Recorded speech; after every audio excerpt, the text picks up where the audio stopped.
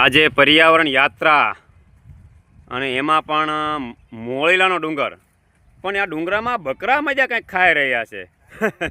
શું ખાતા હશે હો? એટલે જ કહેવાય છે કે બકરાનું દૂધ પીવાથી નાના બાળકોને ક્યારેય પણ કાંઈ થતું નથી. જો આ બકરા, એટલે આ તો વીકળો છે અને કદાચ અમારા કૌશલભાઈ વીકળો ખાય. જો એટલે વીકળો તને ગમે છે? શું વાત છે, આ વીકળો ખાવો ગમે? વાહ ભાઈ વાહ. તમે શું આવ્યા છો ભાઈ? શિક્ષણ યાત્રામાં આવ્યો છું. તો શું કરશો આ પર્યાવરણ યાત્રામાં?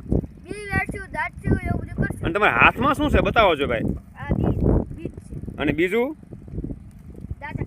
દાંતોડી લઈને આવ્યા છો?